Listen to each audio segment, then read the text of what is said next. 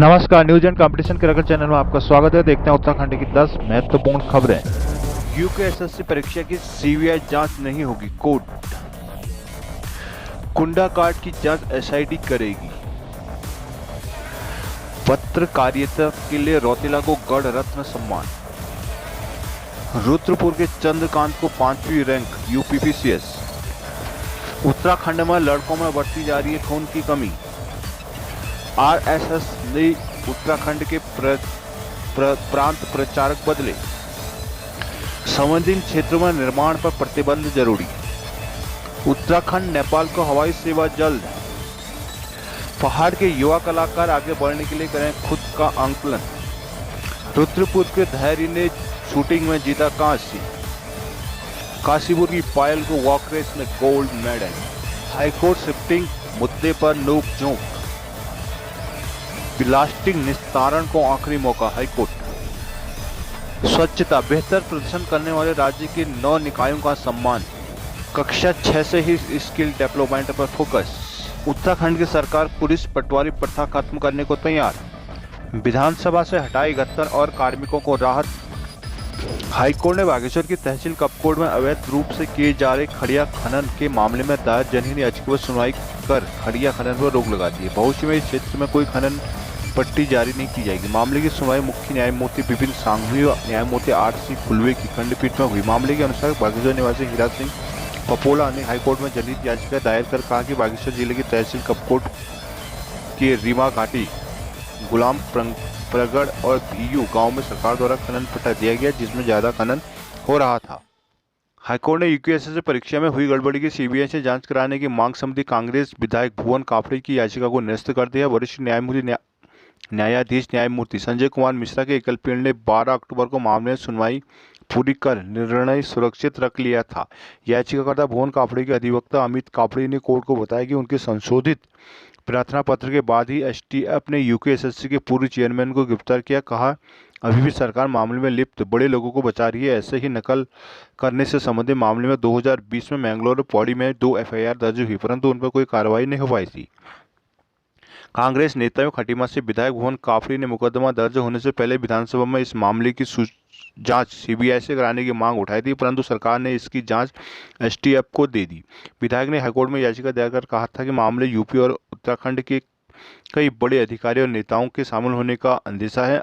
STF मामले की ठीक तरह से जांच नहीं कर पा रही, इसलिए मामले की गंभीरता को देखते हुए प्रकरण की जांच सीबीआई से करवा। काशीपुर के कुंडा थाना क्षेत्र के भरतपुर में यूपी पुलिस की दबिश के बाद हुई बवाल और जसपुर के ज्येष्ठ उप प्रमुख की पत्नी की गोली लगने से मौत के मामले की जांच अब एसआईटी करेगी। एसएसपी उदय सिंह नगर ने मामले की जांच को 18 सदस्यीय एसआईटी का गठन कर दिया। काशीपुर के एसएसपी चंद्र मोहन सिंह के नेतृत्व में एसआईटी का गठन किया गया। अब तक कुंडा मामले की जांच काशीपुर के कोतवाल मनोज रतूड़ी को दी गई थी। वहीं यूपी पुलिस ने भी वहां एसडीएम पर हमले के मामले और कुंडा कांड में ठाकुर द्वारा में दर्ज किए गए मुकदमे की जांच को ही 2 दिन पहले एसआईटी का गठन किया था। 12 अक्टूबर को यूपी में एसडीएम पर हमले के जफर की तलाश में ठाकुर द्वारा पुलिस और मुरादाबाद के एसओजी कुंडा थाना क्षेत्र के भरतपुर पहुंची थी। यूपी पुलिस के मुताबिक जफर का पीछा करते हुए पुलिस टीम यहां जसपुर के प्रकोष्ठ ज्येष्ठ उप प्रमुख गुरताज हुल्लर के फार्म हाउस पर पहुंची, जब उधम सिंह नगर पुलिस ने एसआईटी का गठन किया है। यूपीपीसीएस में भी उत्तराखंड के 2 युवाओं ने टॉप 10 में जगह बनाई है। रुद्रपुर निवासी चंद्रकांत बागोरिया ने मेरिट में 5वां स्थान हासिल किया। वहीं दून की मल्लिका नैन 10वें स्थान पर रही। मूल रूप से केसरी बिहार गंगापुर के रहने वाले चंद्रकांत बागोरिया पिता राजेंद्र बागोरिया अल्मोड़ा में सरकारी कॉलेज में लेक्चरर है। वहाँ उन्होंने शुरुआती पढ़ाई सरस्वती विद्या मंदिर से की। बीटेक इलेक्ट्रिकल इंजीनियरिंग से किया। इसके बाद उनकी रुचि पब्लिक सर्विस में जगी। परिवार में सभी सरकारी नौकरियां कर रहे थे। ऐसे में उन्होंने समाज की सेवा के लिए पीसीएस को चुना। 2017 में वो असफल रहे। 2019 में भाग्य ने साथ नहीं दिया, मगर उन्होंने मेहनत में कोई कमी नहीं छोड़ी। इसके बाद 2020 की परीक्षा दी, लेकिन वह भी सफल ना हो सके। असफलता से ना उनका हौसला टिका, ना ही विश्वास। 2022 यूपी पीसीएस में परीक्षा पास कर ली। उधर नैना दून की मल्लिका नैन 10वें स्थान पर रही। रायपुर निवासी मल्लिका ने बताया कि उनके पिता राजेंद्र कुमार निवासी व्यवसायी हैं। वो काफ़ी छोटी थी जब वो मां सुधा का देहांत हो गया। पिता ने चुनौतियां और विपरीत परिस्थितियों के बावजूद आगे बढ़ना सिखाया। मल्लिका ने वर्ष 2011 में ब्रुकलिन स्कूल से 86% अंक के साथ 12वीं पास की। इसके बाद एमए अर्थशास्त्र और बीएड भी किया। वहीं केंद्रीय शिक्षक पात्रता परीक्षा में वह उत्तीर्ण कर चुकी है। यूपी पीसीएस में उनका यह दूसरा प्रयास था। उत्तराखंड में जहां लड़कियों की सेहत में सुधार आ रहा है, वहीं लड़कों की सेहत बिगड़ रही है। National family health survey NFHS की 5 की रिपोर्ट के अनुसार उत्तराखंड में 15 से 19 तक के लड़के लड़कियों में खून की उपलब्धता को लेकर बड़ा बदलाव आया। उत्तराखंड में पिछले 15 से 19 वर्ष कि तकरीबन 50% लड़कियां शरीर में खून की कमी की समस्या से जूझ रही थी, जबकि लड़कों के मामले में यह आंकड़ा 22% था। लेकिन हाल में INFHS 5 की रिपोर्ट के अनुसार राज्य में 5 लड़कियों की स्थिति में सुधार आया। अब 42% लड़कियों में खून की कमी पाई गई, जबकि लड़कों में समस्या बढ़ रही है। उत्तराखंड में 27% लड़के खून की कमी की समस्या से ग्रस्त पाए। हालांकि राज्य में ओवरऑल यह समस्या अब भी लड़कियों में ही ज़्यादा है। सर्वे के अनुसार 6 से 59 साल आयु वर्ग में पहले 60% महिला में खून की कमी थी, जो अब घटकर 58% रह गई है। केदारनाथ धाम के निकट हाल में हुए हिमस्खलनों को विशेषज्ञों ने सामान्य प्राकृतिक घटना पाया। सितंबर के दौरान अत्यधिक बर्फबारी को इसकी वजह माना है, लेकिन विशेषज्ञों ने केदारनाथ क्षेत्र में अत्यधिक निर्माण कार्य पर कुछ चिंता भी जाहिर की। यहाँ कच्चे मलबे वाले स्थानों पर निर्माण पर पूर्ण प्रतिबंध लगाने की सिफारिश भी की है। इसके साथ ही कमेटी ने कुछ और सुझाव भी दिए। सितंबर में केदारनाथ धाम में मुखी मंदिर से करीब 6 किलोमीटर पीछे 2 बार भूस्खलन हुआ। भूस्खलन की बढ़ती संख्या को देखते हुए आपदा प्रबंधन विभाग ने विशेषज्ञों की उच्च स्तरीय समिति का गठन किया। कमेटी ने केदारनाथ धाम का सर्वेक्षण करने के बाद राज्य सरकार को रिपोर्ट सौंप दी थी। DMSC के अधिवासी निदेशक डॉक्टर पीयूष रौतेला ने रिपोर्ट सौंपने की पुष्टि की। समिति ने बताया कि हिमस्खलन की गतिविधि कुछ हद तक पर्यावरण के स्वास्थ्य के लिए भी उपयोगी है। भविष्य में किसी भी आशंका से बचाव के एहतियातन कुछ कंक्रीट के ढांचे बनाने होंगे, जो अत्यधिक बर्फ को रोकने का काम कर सके। हिमस्खलन में तेजी से आने वाली बर्फ को गति को कम करने और दिशा को बदलने में सहायक साबित हो सकते हैं। हिमस्खलन के ढलान वाले क्षेत्रों में अस्थिर और सक्रिय मलबे वाले ढलान क्षेत्रों में निर्माण कार्यों को पूरी तरह से प्रतिबंधित किया जाना भी जरूरी है। पर्यटन मंत्री सतपाल महाराज ने बुधवार को उत्तराखंड पर्यटन विकास परिषद मुख्यालय से पिंडारी ग्लेशियर और बागची बुग्याल के लिए दल को रवाना किया। महाराज ने कहा कि विंटर ट्रैकिंग डेस्टिनेशन और विंटर टूरिज्म से पर्यटन सेक्टर मजबूत होगा। महाराज ने कहा कि बागेश्वर के पिंडारी ग्लेशियर ट्रैक और चामोली में बागची बुग्याल ट्रैक को इस वर्ष ट्रैक ऑफ द ईयर घोषित किया गया है। इस बार टूर ऑपरेटरों को विभाग की ओर से प्रत्येक ट्रैकर को ट्रैक किए जाने वाले कुल खर्च पर 2000 रुपये की सब्सिडी भी दी जाएगी। चमोली बागेश्वर और चमोली से आए एडवेंचर फाउंडेशन के ट्रेनी को भी बधाई दी गई। राष्ट्रीय स्वयंसेवक संघ ने इस उत्तराखंड में अपना बदलाव किया है। प्रचार प्रचारक युद्धवीर और सह प्रांत प्रचारक देवेंद्र दोनों को उत्तराखंड से बाहर भेज दिया गया। प्रयागराज में राष्ट्रीय स्वयंसेवक संघ की अखिल भारतीय प्रतिनिधि सभा की बैठक में बुधवार को यह फैसला किया गया। प्रांत प्रचारक युद्धवीर को उत्तर पूर्वी प्रदेश के सह क्षेत्र सेवा प्रमुख की जिम्मेदारी दी गई है। युद्धवीर लंबे समय से उत्तराखंड में प्रांत प्रचारक की जिम्मेदारी संभाले हुए थे। इससे पहले उनके पास सह प्रांत प्रचारक पद की भी जिम्मेदारी थी। इसके अलावा सह प्रचारक देवेंद्र को सह क्षेत्र सेवा प्रमुख ग्राम विकास की जिम्मेदारी दी गई है। इसके पास पंजाब, हरियाणा और जम्मू कश्मीर प्रांत की जिम्मेदारी रहेगी। उत्तराखंड में इन दोनों की जगह अभी किसी को जिम्मेदारी नहीं दी गई। उम्मीद जताई जा रही है कि इन पदों पर मार्च में होने वाली बैठक में जिम्मेदारी तय की जाएगी। अब तक कार्यवाहक व्यवस्था के तहत प्रांत स्तर के किसी अन्य पदाधिकारी को जिम्मेदारी दी जा सकती है। राष्ट्रीय स्वयंसेवक संघ सूत्रों ने यह जानकारी दी है। मालूम हो कि उत्तराखंड विधानसभा में बैकडोर भर्ती के मामले में संघ पदाधिकारियों पर भी अपने रिश्तेदार की नौकरी लगवाने का आरोप लगा था। समझा जाता है कि इसी के मद्देनजर यह बदलाव किया गया है। उत्तराखंड और नेपाल के बीच जल्द हवाई सेवा शुरू होगी। बुधवार को पर्यटन मंत्री सतपाल महाराज ने नेपाल के अफसरों से बात की। महाराज ने कहा कि इस हवाई सेवा को लेकर सीएम पुष्कर सिंह धामी भी अपनी सहमति दे चुके हैं। पर्यटन मंत्री सतपाल महाराज ने कहा कि जल्दी उत्तराखंड और नेपाल के बीच बुद्धा एयरलाइंस की हवाई सेवा शुरू की जाएगी। अंतर्राष्ट्रीय सेवा के संबंध में नेपाल के निदेशक शोध योजना और निगरानी नेपाल पर्यटन विकास परिषद के मणि आर लिमिछाने से महाराज ने बुधवार को फोन पर बात की। पर्यटन मंत्री ने कहा कि इन दोनों देशों के बीच नेपाल की बुद्धा एयरलाइंस सेवा शुरू होने से नेपाल और उत्तराखंड की जनता को इसका लाभ मिलेगा। 22 नवंबर को उत्तराखंड से श्रीराम बारात नेपाल के जनकपुरी जाएगी। बारात उत्तराखंड आने वाली पर्यटक जल्द ही यहाँ के रिजॉर्ट और हट से स्टार गेजिंग रख सकेंगे। पर्यटन मंत्री सतपाल महाराज ने कहा कि प्रदेश के रिजॉर्ट और हट में स्टार गेजिंग की व्यवस्था होगी। मशहूर इंडियन ओशन बैंड के लीगर सिंगर हिमांशु जोशी का कहना है कि पहाड़ के युवा कलाकार यदि खुद को अगले स्तर तक ले जाना चाहते हैं तो उन्हें सीखते रहना होगा। दूसरे राज्यों के लोक कलाकार क्या कर रहे हैं इसे देखने से खुद का आकलन करने में मदद मिलेगी। लोक कला को नया आयाम मिलेगी। गढ़वाली कुमाऊनी भाषा को बेहतर सकारात्मक नजरिए रखने वाले हिमांशु का मानना है कि उत्तराखंड के लोगों को अपनी बोली भाषा को बोलने से पीछे नहीं हटना चाहिए। विरासत में अपनी प्रस्तुति के लिए बुधवार को हिमांशु जोशी देहरादून में थे। हिंदुस्तान से उन्होंने बातचीत में हिमांशु अल्मोड़ा के दिग्गज रंगकर्मी उमेद मोहन उप्रेती के भतीजे मोहन उप्रेती के साथ ब्रजेंद्र लाल शाह और मोहन रीठागढ़ी से उन्होंने कुमाऊनी रामलीला और लोक संगीत की बारीकियां सीखी। अब वह कुमाऊनी रामलीला का दस्तावेज के रूप में संकलन करने जा रहे हैं। 531 पेजों का यह दस्तावेज अपने आप में अनूठा है। इसमें अल्मोड़ा पिथौरागढ़ की बेहद प्रचलित रामलीला को 6 साल की मेहनत के बाद संकलित और संरक्षित किया गया। 29 अक्टूबर को इंदिरा गांधी राष्ट्रीय कल्चरल अकेडमी नई दिल्ली के सहयोग से इनका विमोचन हो रहा है। इस दस्तावेज में कुमाऊनी रामलीला की 392 कंपोजिशन, विभिन्न राग रागनियों पर आधारित 109 रचनाएं शामिल है। कुमाऊनी रामलीला के 200 साल के सफर की उनकी दर्ज किया गया। स्टूडियो में रिकॉर्ड की गई रामलीला के राग ताल को इस दस्तावेज के साथ पेन ड्राइव में दिया जाएगा और 26 मिनट की इस फिल्म में इसे लेकर बनाई गई है। राष्ट्रीय राइफल एसोसिएशन की ओर से दिल्ली में हुई 41वीं नॉर्थ जोन शूटिंग प्रतियोगिता में डीपीएस रुद्रपुर के 8वीं के छात्र धैर्य डांगी ने शानदार प्रदर्शन किया। उन्होंने 10 मीटर एयर पिस्टल जूनियर वर्ग में कांस्य पदक जीता। सीनियर वर्ग में 5वां स्थान पाकर धैर्य ने 20 नवंबर से 12 दिसंबर तक भोपाल में होने वाले राष्ट्रीय शूटिंग प्रतियोगिता के लिए क्वालिफाई किया। धैर्य की बड़ी बहन 10वीं की छात्रा प्रगति डांगी भी राष्ट्रीय प्रतियोगिता में शानदार प्रदर्शन कर रही है।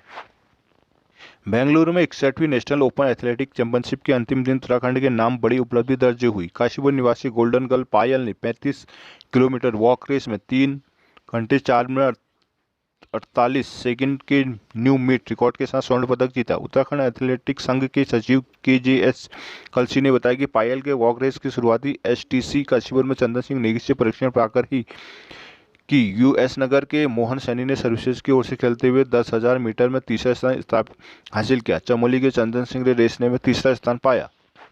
नैनीताल हाईकोर्ट शिफ्टिंग को लेकर हुए हाईकोर्ट बार एसोसिएशन की बैठक हंगामेदार रही। शिफ्टिंग का समर्थन विरोध कर रहे अधिवक्ता डायस के बजाय अपनी कुर्सियों पर ही खड़े होकर बहस करने लगे। इसे लेकर अधिवक्ताओं के बीच काफी नोकझोंक हुई, पर अंत में बार के वरिष्ठ सदस्यों ने हस्तक्षेप से मामला शांत कराया।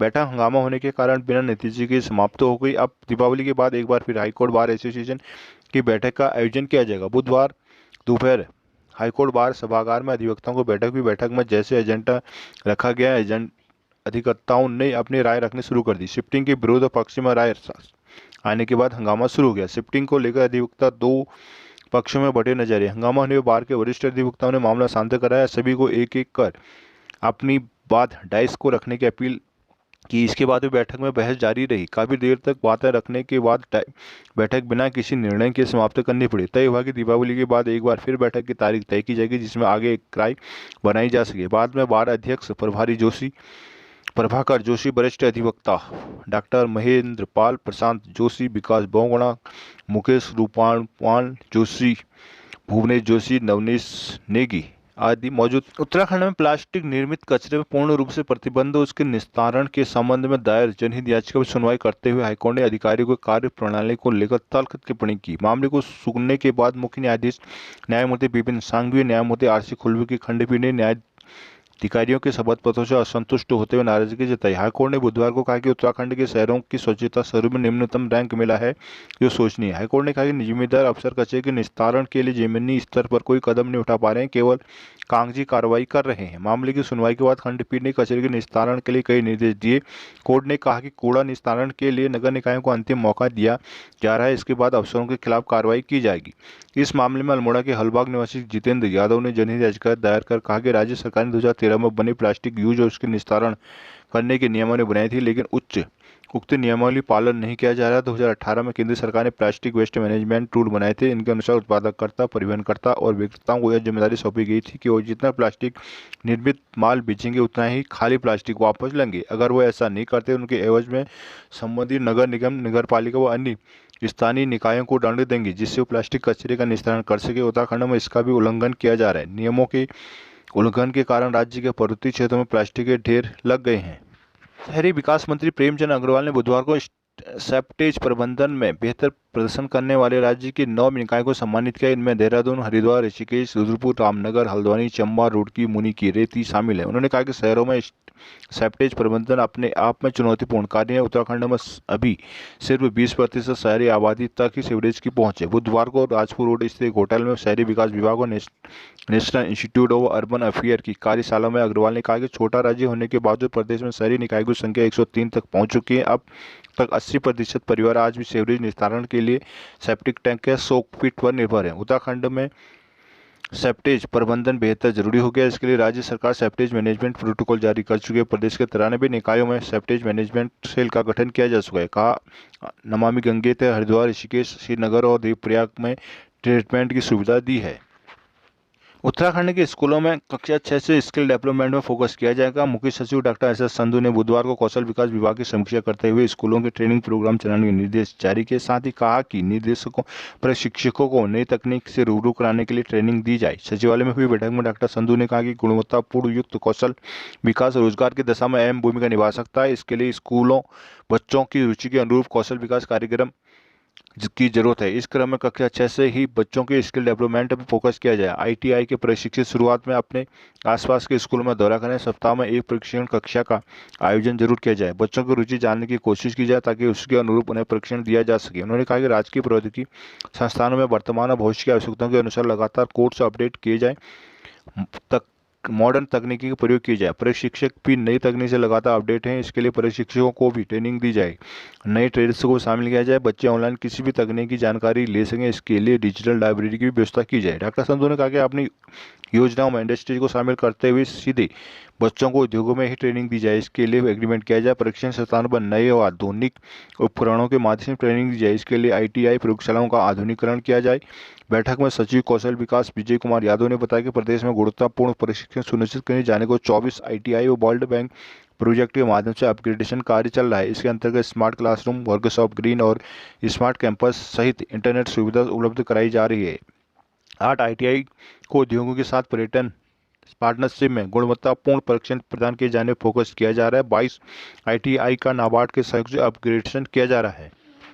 गीता भंडारी केस में चर्चा में आए पुलिस पटवारी की प्रणाली को उत्तराखंड सरकार समाप्त करने को तैयार हो गई है। अब हत्या, रेप जैसे जघन्य अपराधों की जांच नियमित पुलिस की करेगी। सब केसों की फाइल तुरंत पुलिस को दी जाएगी। अन्य अपराधों को मामले चरणबद्ध तरीके से पुलिस को भेजे जाएंगे। उत्तराखंड सरकार ने सुप्रीम कोर्ट में कैबिनेट बैठक का ब्यौरा पेश किया। कहा कि उत्तराखंड राज्य हाईकोर्ट के 2018 के फैसले को लागू किया जाएगा। राज्य सरकार के बयान के साथ ही सुप्रीम कोर्ट ने मामले को सुनवाई समाप्त करते मुख्य न्यायाधीश जस्टिस यू ललित और बेला एम त्रिवेदी की पीठ ने कहा कि चूंकि सरकार ने 12 अक्टूबर को ही कैबिनेट की बैठक का ब्यौरा दिया है जिसमें हाईकोर्ट के फैसले को लागू करने को तैयार हो गए, इसलिए अब मामले में दखल देने की जरूरत नहीं है। कोर्ट ने उत्तराखंड सरकार में दखल देने की जरूरत नहीं है। कोर्ट ने उत्तराखंड राज्य और अन्य सभी याचिकाओं को निपटारा कर दिया। उत्तराखंड हाईकोर्ट ने 2018 में राज्य सरकार को आदेश दिया था कि पर्वतीय क्षेत्रों में अपराधों का जांच का काम पटवारियों से कराने की परंपरा 6 महीने में बंद की जाए। जांच औपचारिक रूप से पुलिस से ही करवाई जाए। इस आदेश के खिलाफ उत्तराखंड सरकार ने 2019 में सुप्रीम कोर्ट आई थी जहाँ मामला लंबित था। इस बीच गीता भंडारी कांड हो गया और एक अर्जी सुप्रीम कोर्ट में दाखिल हुई जिसमें उत्तराखंड में पुलिस पटवारी प्रणाली खत्म करने की मांग की गई।